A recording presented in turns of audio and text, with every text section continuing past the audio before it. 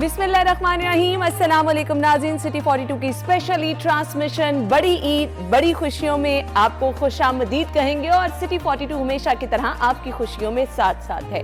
खुशियां हम बांटेंगे भी और आपकी खुशियां आपके साथ सेलिब्रेट भी करेंगे, क्योंकि हमेशा से शहर की आवाज़ होने के नाते हमने ये याद रखा है कि हमने आपकी खुशी हो या गम हो सब में बराबर की शिरकत करनी है। तो इंशाल्लाह आज का ये स्पेशल दिन भी आपके साथ भरपूर तरीके से मनाएंगे, जिसके लिए ये दिन भर हमारी ट्रांसमिशन चलती रहेगी और मेहमान हमारे घर आते रहेंगे जिस तरह आपके घर में मेहमान आ रहे हैं।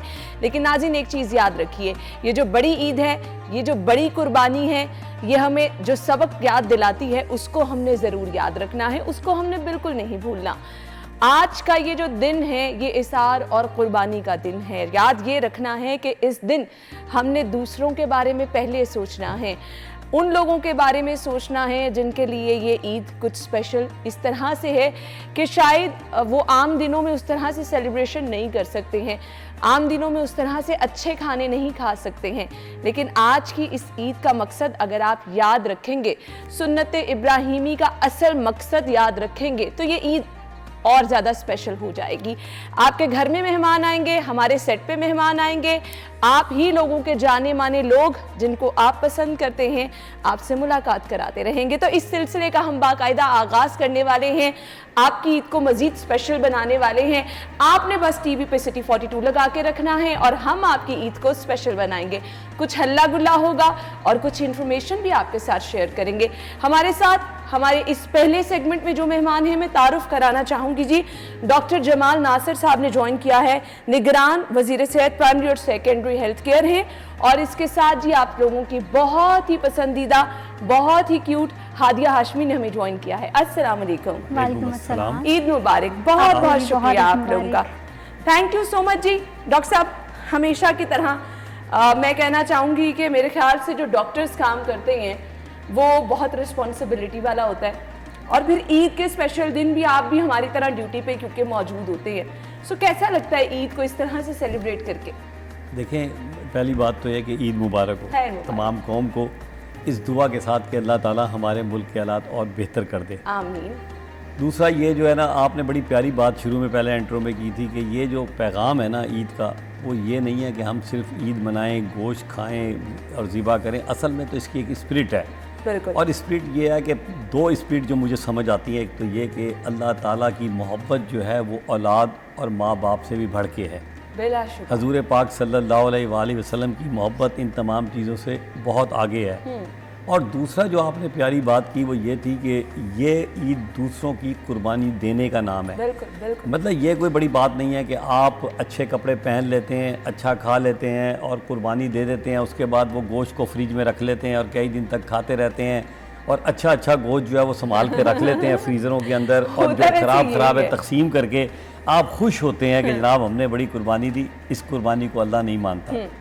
कुर्बानी वही होती है, और ये ज़रूरी नहीं ये सारा साल होनी चाहिए, इस कंसेप्ट से खाली ईद उल अज़हा पे नहीं होनी चाहिए कि हमने जो कुछ भी अल्लाह ने हमें दिया हम उससे दूसरों को जब कुछ चीज़ देते हैं तो ये कुर्बानी है। समझ लें कि बांटने से हमेशा बढ़ता ही है, ऐसा ही है। और ये जो आपने बात की सही बात है कि डॉक्टर्स की ज़िंदगी, मेरी बेटी भी 2 डॉक्टर हैं, मेरा बेटा भी डॉक्टर, अच्छा, मैं भी, मैंने 5 साल इमरजेंसी की, तो अक्सर ये होता था कि हमारी ईदें हॉस्पिटल्स में गुजरती थी। हमें डॉक्टरों को बड़ी आराम से लोग गालियाँ तो दे देते हैं, बड़ा आसान काम है, यकीन करें होती हैं गलतियाँ, ये नहीं मैं कहूँगा कि सारे फरिश्ता हैं। लेकिन आप ये भी देखिए कि ईद का दिन है, त्यौहार का दिन है, छुट्टी का दिन है, रात दिन है, सुबह का दिन है, बच्चे सारे काम कर रहे हैं, तो बड़ा ये एक अजीब सी फीलिंग होती है कि सारे लोग खुशियां मना रहे होते हैं, हम ड्यूटी कर रहे होते हैं। लेकिन मेरा ख्याल है कि अल्लाह ताला उसका अजर बहुत देता होगा। बिल्कुल, आपने सही कहा, क्योंकि अल्लाह ताला कुछ अपने स्पेशल बंदों का इंतखाब करता है, जिनकी ड्यूटी लगाता है, जिनके ज़िम्मे वो इतनी बड़ी जिम्मेदारी डाल देता है। सो इसमें भी ज़रूर डॉक्टर साहब कोई ना कोई अल्लाह ताला की मसलियत होती है और अल्लाह ताला उसका अजर भी इंशाल्लाह ज़रूर देता है।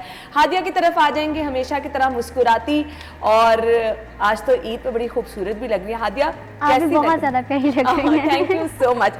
सो मुझे ये बताएं, ईद का आगाज़ कैसे होता है और बड़ी ईद किस तरह से स्पेशल होती है आपके लिए? मेरे लिए तो इसलिए होती है क्योंकि सारे कज़न्स मेरे घर आए होते हैं कि जी हमने कुर्बानी करनी है। लेकिन मुझे एक चीज़ में दुख भी होता है कि जो मेरे बकरे होते हैं वो ज़िबा हो रहे होते हैं। मुझे बकरे बहुत ज़्यादा प्यारे लगते हैं। जब वो ज़िबा हो रहे होते हैं ना, मैं पापा को कहती हूँ कि ना बस ना करें ना, अगले साल करना है ना, अगले साल करना है ना। हम हर साल में यही कहते हैं, क्योंकि बच्चे तो स्पेशली बहुत केयर करते हैं अपने बकरों की, खाना पिलाना, नाज नखरे उठाना, वो हाँ जी बिल्कुल ऐसे ही होता है। लेकिन जब वो ज़िबा हो जाते हैं, क्योंकि होना ही होता है उन्होंने, तो फिर आप कहती होंगी चलो अब खाने पे हाथ साफ कर लेते हैं, अब अम्मा से मजे मजे के खाने बनवा हाँ जी, लेते हैं। ऐसे ही होता है। मैं कहती हूँ यार मम्मा ऐसे करें आप कढ़ाई बना लें, आप ऐसे करें पाए बना लें। मम्मा कहती है अच्छा पहले तो तुम्हें हो रहा था कि तुम्हारा बकरा ज़िबा नहीं होना चाहिए, अब तुम मजे मजे से खा रही हो। बिल्कुल, और मेरे ख्याल से हर जगह पर यही होता है। हाँ जी। ऐसे ही है। डॉक्टर साहब मुझे ये बताइएगा, आप स्पेशल ईद इसको कैसे कहते हैं? डॉक्टर साहिबान जो होते हैं ना, वो थोड़े कॉन्शियस होते हैं खाने पीने की, और अक्सर तो मैंने कुछ ऐसे डॉक्टर भी देखे हैं दूसरों को मशवरे ये दे रहे होते हैं खाना ये चीज़ें कम खानी है, और खुद खाने में अच्छा हाथ साफ करते हैं। खाने पीने के शौकीन हैं? नहीं, कभी थे, अब नहीं है। अच्छा, वक्त के साथ साथ ना देखें अपनी सेहत के हिसाब से चलना पड़ता है। सही। देखें आप, मतलब है कि अब मैं अगर अब इस वक्त मुरगन ग़िज़ाएँ खाना शुरू कर दूं और वॉक ना करूं, चीज़ों में एहतियात ना करूं, तो एक वक्त के साथ साथ चीज़ें होती हैं। कभी हम नहारी भी खाते थे, पाए भी खाते थे। अब मैं इन चीज़ों को बहुत ज़्यादा अवॉइड करता हूँ। बल्कि इवन मेरे घर में जब ये मेरी बेगम जो है ना बहुत अच्छे खाने बनाती है, आज आपको बताऊँ, क्योंकि मेरी वालदा दिल्ली की थी, तो वो नारी अली मेरी बेगम ने उनसे ट्रेनिंग ली। सही। तो हमारे घर में बल्कि ईद वाले दिन सारे मेरे बहन भाई भी आ जाते हैं और सारा हम खाना भी बनता है और बड़े बड़े मज़े के बनते हैं। लेकिन मैं कोशिश करता हूँ कि थोड़ा खाऊं, इसलिए नहीं क्योंकि अपने पेट को और अपनी सेहत को देख के खाना चाहिए। और गर्मी खाना जो है ना वो जिंदा रहने के लिए नहीं चाहिए, जिंदा इसलिए नहीं रहना चाहिए कि आपने खाना खाना। लेकिन आजकल आपको पता उल्टा। और आपकी बात दुरुस्त है कि अक्सर होता ही यही है। जैसे आप देखें रमज़ान के बाद एकदम ईद उल फितर पे खुलते हैं तो उसका पेट की प्रॉब्लम, डायरिया की प्रॉब्लम, उल्टियों की प्रॉब्लम, और इस तरह जब हम ओवर ईटिंग करते हैं ना तो इससे बहुत सारे मसाइल फिर जन्म लेते हैं। सच्ची बात यह है कि तो ये सब अब आज ईद के दिन थोड़ा सा लोगों को रिलैक्सेशन दे दें। आगे ऑलरेडी इतनी महंगाई है तो गोश्त पे तो लोगों ने अच्छा खासा हाथ। नहीं, आपको एक मजे की बात बताऊं, मैंने कभी नहीं कहा, मैं मतलब मेरे पास डायबिटिक पेशेंट आता है ना, जब दायरा डॉक्टर हूँ, और मैं उसको कहता हूँ यार किसी महफिल में जा रहे हो खा लो कोई बात नहीं, थोड़ा 2-4 दिन फिर परहेज कर लो ना। हाँ, बिल्कुल। इसी तरह कि अगर आपने 10 मिनट की वॉक करनी है तो आप उस दिन 20 मिनट की वॉक कर लें। मैं कभी डिस्करेज नहीं करता, और मैं आपकी बात दुरुस्त है, अगर ईद का दिन है ज़रूर खाएं, लेकिन बस इतना खाएं कि जिससे बहुत ज़्यादा गड़बड़ ना हो। अदरवाइज़ खाने पे कोई पाबंदी नहीं है। उसके बाद थोड़ी सी वॉक कर लें, बेहतर थोड़ा बहुत पैदल चल लें, थोड़ी एहतियात कर लें, तो जो खाने पे कोई पाबंदी नहीं, खाना चाहिए। बिल्कुल। अच्छा, मैंने हादिया की बात भी सुनी, डॉक्टर साहब ने भी ये कहा कि घर में सब मेहमान इकट्ठे होते हैं और खाना बनता है। कितनी खूबसूरती है इस ईद की कि हमारी लाइफ इतनी बिजी हो चुकी है कि आपको काम सिर्फ काम, घर की मसरूफियात, और आपके पास ये टाइम नहीं होता कि आप फैमिली गेट टुगेदर करें। तो ये एक अल्लाह ताला की तरफ से मेरे ख्याल से बहुत ही ज़बरदस्त मौका है कि फैमिली के सब लोग इकट्ठे होकर बैठते हैं, तैयार श्यार होके जाते हैं, एक दूसरे की तारीफें करते हैं और मिलजुल कर खाना खाते हैं। डॉक्टर साहब आपके घर भी सब लोग आते हैं इसी तरह? जी अल्हम्दुलिल्लाह, आपने सही फरमाया, सब तैयार होते हैं, बड़ा एक माहौल होता है और उसमें हर बंदा अपने से बढ़ के तैयार होता है, हर बंदे को आज़ादी होती है उस दिन तैयारी पे ना। तो ये देखें ना, ये खूबसूरती तो है। इतनी हालांकि इतनी मसरूफियत हो गई, अब एक बहन भाई से नहीं मिल पाता आजकल। तो ये इवेंट एक ऐसा हो जाता है कि जिसमें सारे इकट्ठे भी हो जाते हैं और आप एक आपस में बच्चे मिलते हैं, एक मोहब्बत का पैगाम होता है। तो इस ईद में सबसे बड़ी खूबसूरती वो यही है कि जब इकट्ठे बैठ के आप खाते हैं ना तो खाने में बड़ी अच्छी दोस्ती भी हो जाती है, पुरानी तलखियाँ भी दूर हो जाती हैं, कोई पुराने तहफ़्फ़ुज़ात आपस में बहन भाइयों के होते हैं, बच्चों के होते हैं, वो दूर होते हैं। तो ये एक बड़ा कुर्बानी, और कहीं दूर होते हैं और कहीं तलखियाँ हो भी जाती हैं, लेकिन आप लोग मोहब्बत बांटें, मिलजुल के रहें। ठीक कह रहे हैं, छोटी सी जिंदगी है, इसको अच्छे तरीके से एंजॉय करें। हादिया, घर में जब महफिल होती है तो खाने के साथ साथ गाने की फरमाइश तो सब करते होंगे? बिल्कुल ऐसे ही होता है कि जी जब सारे कजन्स आ गए हैं, सारे चाचू आ गए हैं, कहेंगे हादिया चलो खाना लगा हुआ, तुम हमें गाना ही सुना दो। मैं कहती हूँ अच्छा ईद के दिन तो छोड़ दो जी। लेकिन फिर तब मेरी सही क्लास लगती है जी, फिर मेरे से सुनते रहते हैं। क्योंकि वो खुशी का मौका होता है, वो फिर मेरे से हंसने खेलने वाले गाने सुनते हैं। ये भी खूबसूरती है ना, फैमिली में आपके इस तरह के कुछ ना कुछ स्पेशल होने चाहिए। सो डॉक्टर साहब, आप खाने पीने से तो नहीं मना करते कि अच्छा अम्मा अगर आपके साथ ये प्रॉब्लम है या बड़े भाई के साथ कोई प्रॉब्लम है, ये चीज़ ना खाओ, ये चीज़ ना खाओ? फैमिली में वो भी होता है ना कि डॉक्टर्स भी हो तो लोग कहते हैं अच्छा ये अब ये क्या मसला? बल्कि मैं तो अपनी बेगम को मना करता हूँ, इतनी चीज़ें बना लेती है, मैं उसको बल्कि मना करता हूँ कि कम चीज़ें बनाओ। लेकिन अव्वल तो मेरी माँ नहीं है, ये बहुत बड़ा एक लॉस है मेरी ज़िंदगी में ना, जिसकी कमी है। और बड़ा भाई भी नहीं कि मैं बड़ा हूँ, दोनों चीज़ें नहीं हैं। लेकिन मैं कभी नहीं मना करता, इसलिए कि ये मौका ही ऐसा है ना। देखें ना, इसमें तो खुशी का मौका है, किसी को हर चीज़ की आज़ादी होती है उस दिन, तो वो इसमें ज़्यादती हो जाती है कि आप उस वक्त अपनी एडवाइजेस देनी शुरू कर दें। मैं रूटीन में भी नहीं देता, सही, बस मैं वैसे ही कह देता हूँ कि कभी एहतियात करो। लेकिन ईद वाले दिन तो देखें ना, ये तो एक मौका है। उस दिन जब तक आप चटपटे खाने नहीं बनाएंगे, आप उस दिन जब खास तौर पे जो हमारा आइटम होता है वो होती है कलेजी। हाँ, बिल्कुल। कलेजी जो है ना वो ताज़ी ताज़ी जब बनती है ना और साल के साल ही बनती है समझे, तो उसका जो खाने का लुत्फ आता है। आगाज़ ही कुर्बानी के सबसे बड़ी खूबसूरती है और सबसे पहले आपने घर में कलेजी बनानी होती है। खैर हमारे मेहमान हमारे साथ मौजूद हैं, आपके घर मज़े मज़े के पकवान भी बन रहे होंगे और गोश्त आने का सिलसिला भी। आज जब भी बेल हो तो ये समझ लें कहीं से गोश्त आया और उसको अच्छी तरह आपने रखना कैसे है, पकाना कैसे है, उसको कितनी देर यूज़ करना है, ये अब डॉक्टर साहब हमारे साथ मौजूद हैं, फ़ायदा उठाएंगे और आपसे थोड़ी सी गाइडलाइन भी इसलिए शेयर कर देंगे। और वो जो हादिया ने कहा कि उसकी फैमिली में होता है कि सारे गाना सुनते हैं, तो ऐसे कैसे हो सकता है कि हम हादिया से गाना ना सुने ईद के स्पेशल दिन। सो अब हादिया मुस्कुरा रही है कि यहाँ पे भी मेरी जान नहीं छूटने वाली। सो हम गाना भी सुनेंगे, ब्रेक लेंगे, ब्रेक के बाद ज्वाइन करेंगे stay with us. Welcome back once again city 42 की स्पेशली ट्रांसमिशन। बड़ी ईद बड़ी खुशियाँ जारी हैं। हम आपकी खुशियों को बड़ा इसलिए भी बनाना चाहते हैं कि हम मिल बांट कर खुशियाँ जो हैं वो सेलिब्रेट करना चाहते हैं। आप भी खुशियाँ बांटें, वो खुशियाँ दोबारा आपकी तरफ वापस आएंगी और अल्टीमेटली आप भी खुश हो जाएंगे। डॉक्टर साहब हमारे साथ मौजूद है। मैंने कहा जी आपके पास गोश्त आ रहा होगा अच्छा खासा, सो अब जो आप फ्रीज कर लेते हैं उसका तरीक़ेकार क्या है? ओवर कुक करना और अच्छी तरह से कुक ना करना, दोनों चीज़ें नुकसानदेह होती हैं। डॉक्टर साहब गर्मी भी है, फ्रीज़ हुआ हुआ गोश्त जब हम बनाते हैं, क्योंकि अब हमारे यहाँ रिवायत है कि बहुत सारा गोश्त फ्रीज़ कर लो, प्रॉपर कुकिंग भी कुछ लोग जल्दी जल्दी में नहीं करते क्योंकि मेहमान आए होते हैं, अच्छा जी प्रेशर लगा लो, जल्दी से खाना बना के रख दो। सो मुझे ये बता दीजिएगा, एक तो फ्रीज़ करने से हम स्टार्ट करते हैं, ये जो फ्रीज़ किया हुआ गोश्त है मैक्सिमम मिनिमम कितनी दिन इस्तेमाल कर सकते हैं? देखिए ये तो इस पर मेरा शायद इतना तजर्बा ना हो कि मैं ऐसे आपको कह दूं, लेकिन फ्रीज़ गोश्त करके उसको दोबारा निकाल के उसको दोबारा फ्रीज़ करना बड़ा ख़तरनाक काम है। दूसरी बात है, आपको मुझसे सवाल ये करना चाहिए, ये तो छोटा सा सवाल है कि मैं क्योंकि मिनिस्टर पंजाब हूँ, कि हमें हुकूमती तौर पे क्या इक़दामात करने चाहिए कि जिससे लोगों को फ़ायदे पहुँचे। ये खाना पकाने वाला काम जो होता है ना, ये खवातीन को पता होता है। मैं इसलिए कह रही हूँ कि देखें हम ये जो गोश्त प्रॉपर बनाते नहीं है और कच्चा गोश्त खा लेते हैं, वो तो खतरनाक है, क्योंकि आपके पहली चीज हॉस्पिटल्स में हमें अभी जाहिद साहब की खबरें आना शुरू हो जानी है कि गोश्त प्रॉपर पका नहीं था, खाने से पेट खराब होने के इतने। पहली चीज़ तो देखें ना, ये होता है कि प्रॉपरली एक तो आज की कुर्बानी सही नहीं होती।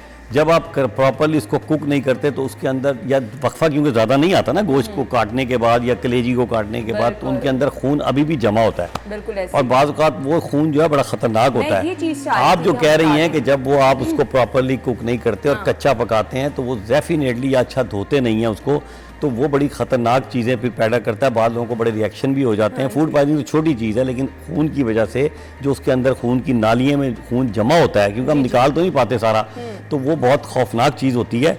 फिर इसके अलावा जानवरों की अपनी बीमारियाँ भी होती हैं, जब आप उसको प्रॉपरली कुक नहीं करते तो वो भी फैलने का ख़तरा होता है। इसी तरह जब आप बहुत ज़्यादा पका लेते हैं तो उसके अंदर वो भी इसलिए अच्छा नहीं होता कि जो इंपॉर्टेंट न्यूट्रिएंट्स हैं, विटामिन हैं, जो अच्छी चीज़ें हैं, वो आप उनको ब्रेक डाउन कर देते हैं और वो उल्टा आपको फ़ायदा पहुंचाने के बाद ना बस वो एक जायके वाली कहानी होती है। चीज़ें आपसे सुनना इसलिए ज़रूरी था। इसलिए तीसरी बात जो आपने की थी फ्रीज़र वाली, वो फ्रीज़र वाली बात आपकी दुरुस्त है। ये कहना कितना अर्सा है, क्योंकि आजकल बिजली बहुत जाती है, बिजली जाती है कई घंटे जाती है, और उसमें बड़ा ख़तरनाक काम ये होता है कि बिजली में वो गोश्त दोबारा से नॉर्मल टेम्परेचर पे आ जाता है। वो जब दोबारा फ्रीज़ होता है तो ये कोई अच्छी चीज़ें, इससे बहुत सारी बीमारियां फैलती हैं। इसलिए कोशिश ये करना चाहिए कि बहुत ज़्यादा फ्रीज़ करना ही नहीं चाहिए, जो मेरी ज़ाती राय है आज के दौर में, ख़ास तौर पे गर्मी में।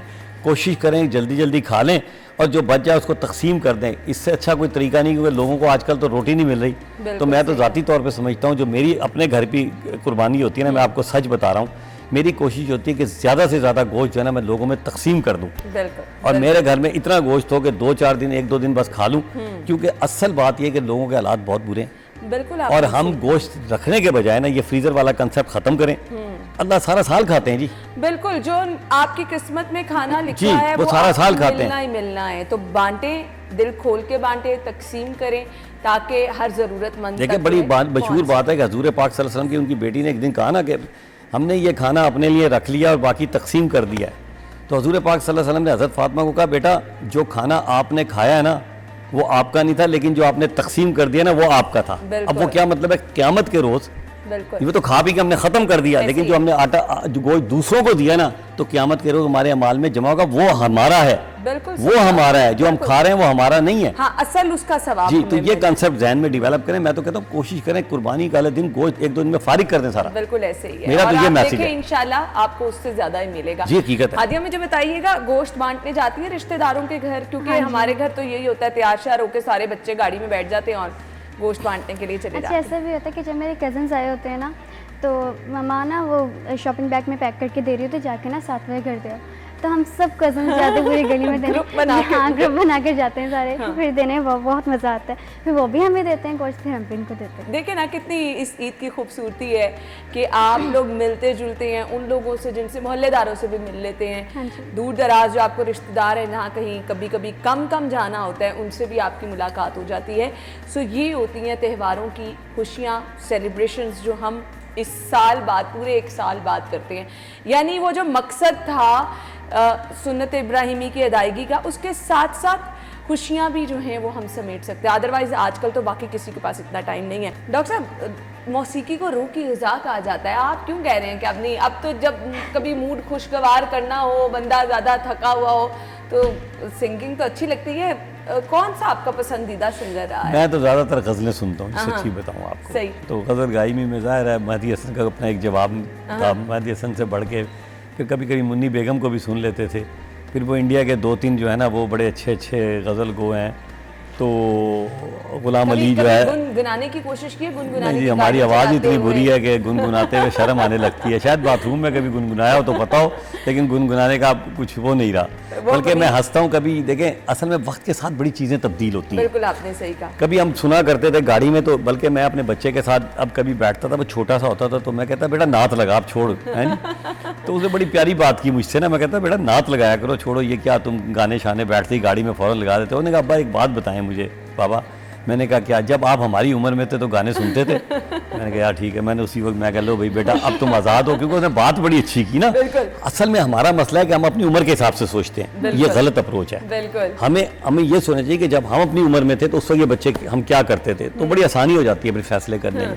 वो था ना, शौकत हमारे साथ अजब हादसा हुआ, हम रह गए, हमारा ज़माना बदल गया। मतलब कि हम आगे निकल जाते हैं और हम फैसला ये कर रहे होते हैं कि हम उस जमाने में रहें, जो मुमकिन नहीं है, जो मुमकिन नहीं है। और इन चीजों को हमें वो सोचना चाहिए कि जब हम करते थे। बिल्कुल एडजस्ट करना चाहिए आपको अपने बच्चों की। और बच्चे आजकल के बड़े तेज हो गए हैं। आप जब बात करेंगे आपने अपनी जवानी में क्या किया था, बच्चे फौरन जवाब देते हैं, जवाब हो जाते बिल्कुल हैं। आप कहते होंगे जी बात सब तो करने दे जो करना चाह रहे हैं। अच्छा जी, मुझे ब्रेक का कहा जा रहा है, ब्रेक लेंगे और ब्रेक के बाद एक बार फिर से शो में वापस आएंगे। बहुत सारे लोग आज भी कुर्बानी का जानवर खरीदने के लिए जा रहे हैं। महंगाई बहुत ज्यादा रही है, शिकायत लोग ये करते रहे हैं कि जी जानवर लेने जाते थे बहुत महंगा था, तो लोग इंतजार कर रहे होते हैं कि मंडी के रेट गिर जाएंगे तो पहले दिन जाएं। सो उनके लिए गुड लक। जो घर खाना बना रहे हैं वो अच्छा खाना बनाएं, क्योंकि मेहमान भी आ रहे हैं। और अगेन गोश्त को आपने बांटना है, अपने घर कम रखना है, ताकि असल मकसद जो है ईद का वो भी पूरा हो। और ये मैं आपको याद दिलाती रहूंगी। ब्रेक के बाद आएंगे, stay with us. Welcome back once again. City 42 की स्पेशल ईद ट्रांसमिशन जारी है और हम आपके साथ जी आपके पसंदीदा मेहमानों को मिलवा रहे हैं और वो ईद कैसे सेलिब्रेट कर रहे हैं ये हम उनसे पूछ रहे हैं। इस ईद पर सबका टारगेट क्या होता है? अच्छा खूबसूरत जानवर लें, जो कि इस दफ़ा थोड़ा मुश्किल भी था महंगाई की वजह से। डॉक्टर साहब, बकरे की कुर्बानी करते हैं, गाय की करते हैं, ऊँट की करते हैं, किस जानवर की कुर्बानी करते हैं? हमारे यहाँ ना बैड़ी की कुर्बानी होती है। अच्छा। और मैं ज़रा कम ही लाता हूँ, अगर आप ये समझेंगे। मैं लेता हूँ, मेरा छोटा भाई जो है खरीदने खुद नहीं जाता? कभी कभी जाता हूँ। 2-1 सालों से जाना शुरू किया, लेकिन पहले मेरा छोटा भाई जो थे दोनों वो लेकर आते थे और उन्होंने मुझे इस चीज़ से आज़ाद किया हुआ था। लेकिन कोई 2-1 सालों से मैंने थोड़ा सा खुद किया। हाँ जी, लाया हुआ पसंद आ जाता है। बात ये कि आपने कुर्बानी देनी है और जानवर बहुत महंगा हो गया है।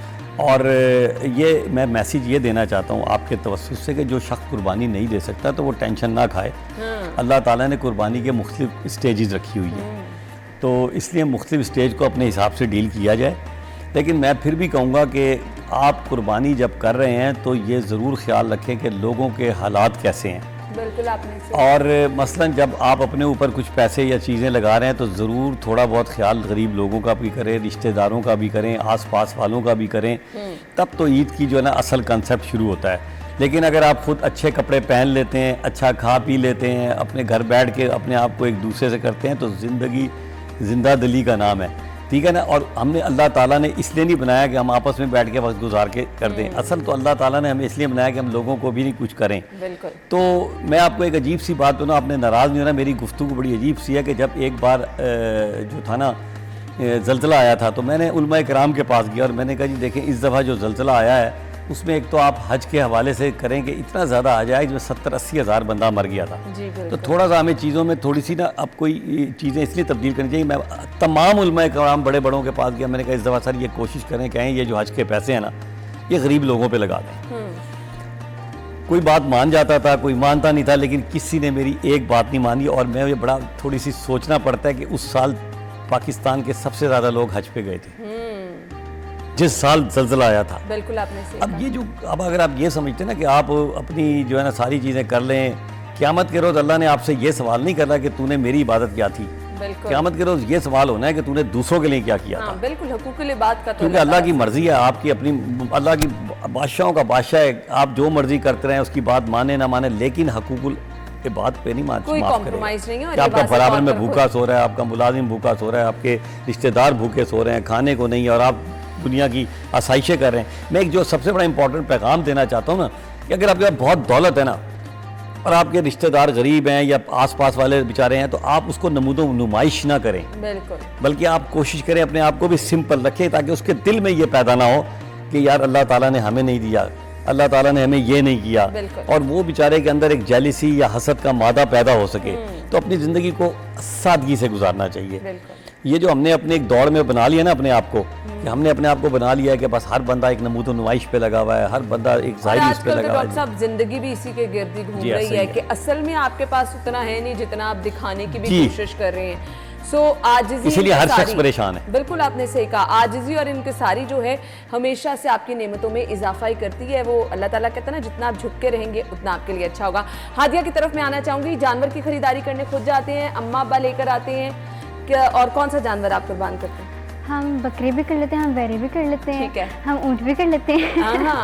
अच्छा, लेने मेरे बाबा जाते हैं और साथ चाचू जाते हैं, ठीक है, क्योंकि उनको ज़्यादा पता है कौन सा जानवर मतलब अच्छा है। बड़े चेक करके हाँ जी, बस मुझे ये होता है घर कब आएगा, ये इंतजार लगा होता है। तो डॉक्टर साहब, कुर्बानी का जानवर जब कुर्बान हो रहा होता है, पास खड़े होकर देखते हैं गोश्त की तकसीम का अमल, उसको ऑब्जर्व करते हैं, या वो अब घर में खवातीन का सेगमेंट है? देखिए, जहाँ तक कुर्बानी है वहाँ तक तो खड़े होते हैं, सच्ची बात है, मैं नहीं आपको गलत बयानी कर दूँ। उसके बाद मेरे मुलाजिम जो है वो गोश्त तैयार श्यार करवाते हैं, सारा करते हैं। फिर वो मेरी बेगम इस मामले में बड़ी अच्छी है, फिर वो सारा जो तकसीम करना होता है वो सारा लुक आफ्टर वो करती है। मैं सच्ची बात है कुछ नहीं। वो नॉर्मली खवातीन ही घर का इस तरह का सारा जो है वो सारे फिर वो पता होता है कहाँ जी ऐसा ही है, किसको भेजना है, क्या करना है, किसको कैसे देना है। आपकी बात दुरुस्त है, खवातीन को पता, हम तो सुबह निकलते हैं, रात को घरों में जाते हैं, हमें तो इतनी चीज़ें, अगर आपकी बेगम अच्छी नहीं है ना तो बड़ी मुश्किलात हो जाती है। एक बेगम अच्छी होना अल्लाह की बहुत बड़ी नेमत है। बिल्कुल आपने सही कहा। आई होप मेरे हस्बैंड भी यही सोच रहे होंगे। अच्छा, हादिया की तरफ मैं आ जाती हूँ। हादिया, गोश्त की तकसीम का अमल, बकरा ज़िबा होना, ये सब चीज़ें देखते हैं आप? मेरे से नहीं देखा जाता। अच्छा, बकरा ज़िबा होते भी नहीं? हम तो बचपन से लेके अब तक, मैं जब तक बकरा ज़िबा हो रहा होता है मैं खड़ी होकर देखती हूँ। मुझे तो बड़ी वो वाला टाइम बड़ा ज़बरदस्त लग रहा होता है, सारे सीढ़ियों में इकट्ठे हुए होते हैं और नीचे। पहले मैं देख लेती थी, लेकिन अब मुझे ज़्यादा प्यारे लगते थे, मैं नहीं देख पाती, मुझे ना फिर बहुत दुख होता है, मैं रोने लग जाती हूँ। वो जुदाई वाला आंसर आ जाता है ना कि अच्छा मेरा बकरा मेरे से अब जुदा हो रहा है। और एक्चुअली हम दिखाते हैं, बहुत सारे बच्चे सोशल मीडिया पे हमने देखा रो रहे होते हैं, आंसुओं के साथ रो रहे होते हैं कि हमारा बकरा हमसे जुदा हो रहा है। खैर, यही इस ईद की खूबसूरतियाँ हैं और यही इस ईद का असल जो मैसेज है जो हमने बार बार डिस्कस किया वो है। हमने अब वाइंड अप की तरफ जाना है और हादिया से गाना भी ज़रूर सुनना है, लेकिन अपने मेहमानों से आज के दिन की मुनासबत से एक एक मैसेज चाहिए। तो डॉक्टर साहब, आपका मैसेज क्या होगा? मेरा मैसेज ये है कि हंसते फूलों हंसते रहना, तुम हो पाक वतन का गहना, फूलों ने फिर गहना पहना, हंसते फूलों हंसते रहना। फूल हैं थोड़े, खार बहुत हैं, पर्दे में अगियार बहुत हैं, आपस में मिलजुल कर रहना, हंसते फूलों हंसते रहना। बहुत ही ज़बरदस्त, बहुत ही ज़बरदस्त। और ये मेरे ख्याल से आज के दिन का बहुत अच्छा मैसेज भी है, क्योंकि हंसते मुस्कुराते चेहरे हम आजकल कम ही देख रहे हैं और हंसियाँ बांटने वाले लोग भी कम ही देख रहे हैं। हादिया, क्या मैसेज होगा? बिल्कुल यही मैसेज है कि हर ईद पर यही मैसेज रहता है कि आप गोश्त को ज़्यादा से ज़्यादा तकसीम करें, क्योंकि काफ़ी लोग हैं जो ये बकरे वगैरह ये नहीं ले सकते। तो हमें चाहिए कि अगर हम खुशियाँ मना रहे हैं तो हम इनमें गरीब लोगों को भी शामिल करें। और असल मकसद भी इस ईद का अब बस लोगों का है कि वो इस पर अमल करें कि हर ईद पर यही पैगाम रहता है। हाँ बिल्कुल, और इस ईद को आप अच्छी तरह से सेलिब्रेट भी तब कर सकेंगे जब आप दूसरों को इसमें शामिल करेंगे। सो मुझे आपसे इजाज़त चाहिए, लेकिन आपसे मुलाकात हमारी आज पूरा दिन वक्फे वक्फे से होती रहेगी। मेहमान यहाँ पर आते रहेंगे, जैसे आपके घर में आ रहे हैं, आपकी मुलाकात हम कराते रहेंगे, लेकिन इन मेहमानों से हमें इजाज़त चाहिए क्योंकि इन्होंने ईद के स्पेशल दिन भी हमारे लिए टाइम निकाला। डॉक्टर साहब बहुत बहुत शुक्रिया, वंस अगेन ईद मुबारक। हादी आपके वक्त का भी बहुत बहुत शुक्रिया, आपको भी ईद मुबारक।